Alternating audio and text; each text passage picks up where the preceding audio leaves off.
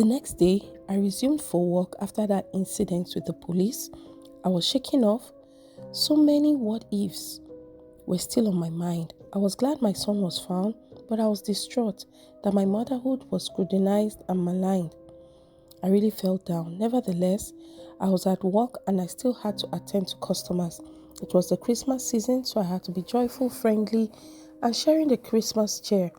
It is the season to be jolly, so I had to smile and pretend that all was well. Honestly, I should have called in sick and get over the stress of yesterday, but this season, we had too much work. I wanted to tell my boss, but he was male. He wouldn't understand. He wouldn't get it. I kept attending to customers, but my spirit was very low. Can you imagine? To make it worse, my boss announced that we should be on our best behavior as he got a call that our area manager is on the way to our branch. Oh no, I wasn't ready to be scrutinized today. Today of all days, I just wanted to do my work and close early. I wasn't in the mood to put fake smiles to my customers and to her entourage. I know I usually am friendly and accommodating, but today was not one of those days. You see, where I worked, the area managers were seen as demigods. They can transfer you, refuse to promote you, and just generally frustrate you if they didn't like you.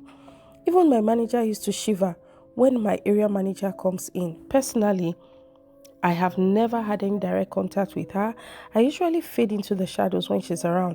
I don't want any query, so I do everything right and hold my breath till she leaves. She came in with her entourage quite alright and was going from department to department. My manager was following her, introducing everybody to her.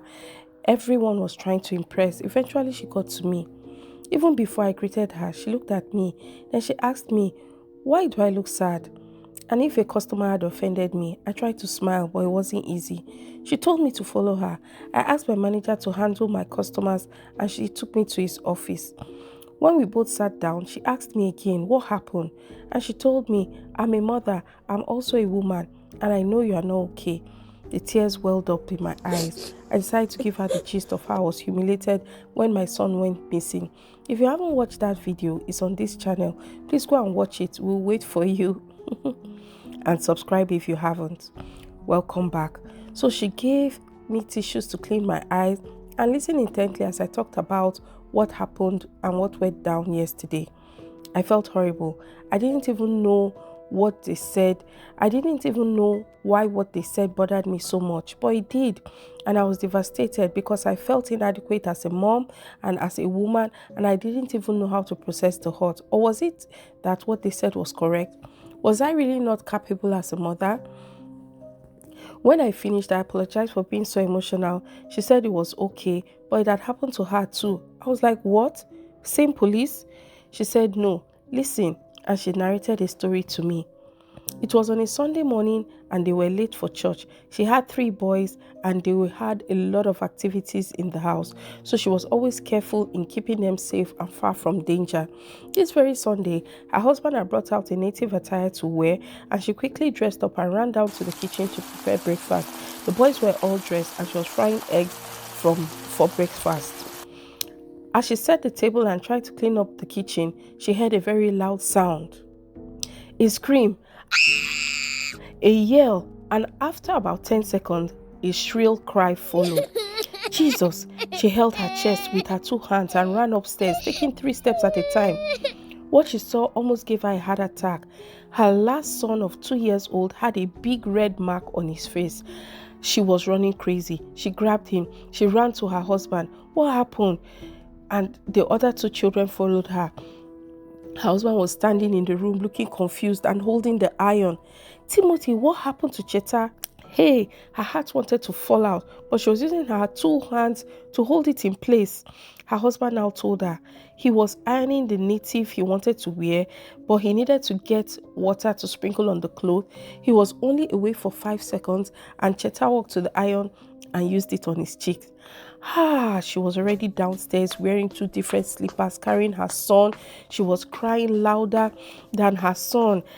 She was just scared. Hope this thing won't leave a scar. Her neighbor saw her and told her to put corn pap on the wound. It wasn't so necessary for them to even go to the hospital. But my manager didn't listen. No. They immediately drove to A&E and waited patiently for their turn. Cheta was quiet and even started to doze off before they attended to them. When the nurse came, her husband was narrating the story. Oh. The nurse, or is it the matron, attacked her immediately. Madam, where were you when all this happened? You are the mother of this child and you didn't carry this child with you. You know your husband is ironing. Can you see how irresponsible you are? You don't deserve this child. You want to disfigure the face of this child. What kind of mother are you? Her colleagues started coming to see who she was rebuking. Instead of this nurse to treat their son or even ask her what happened, she went on, and all those other nurses began to put mouth. She started to explain, please, I was not there when it happened. I was in the kitchen. So you were in the kitchen and you left your children for your husband. So your husband will go to work and still come home again to help you take care of the children. If this was a different country, I will sue you. I will take that baby from you for neglect. She told me. I cried. My husband tried to stop them. Please, no, sis. I was the one with the boy. She was in the kitchen making breakfast. No, okay, don't tell us. This is not about you. She should have taken the boy with her to the kitchen. Can she not put him on her back? When I had my children and they were very small, I used to back them all day. Abi, is she one of those women that used to use carrier in the front? They were even laughing. I felt so silly. I should have listened to my neighbor and stayed at home. Wow. Those ladies were mean to her. They took the baby from her and told the husband to follow them to the dressing room.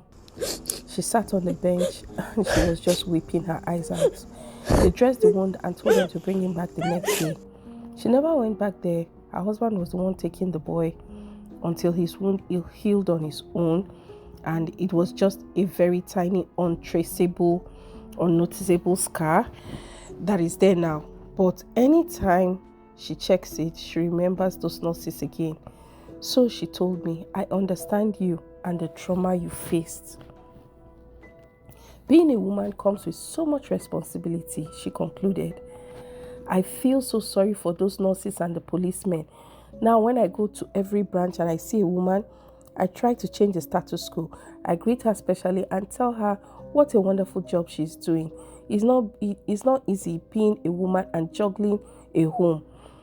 With time, you will forget that incident. But don't forget this. You are strong, you are brave, you are powerful, and you are beautiful. And then she gave me a hug. It was then and only then the heavy weight was lifted off from my shoulder. Thank you everyone for watching, and please subscribe and like for more, and send it to that woman who is overwhelmed and juggling it all.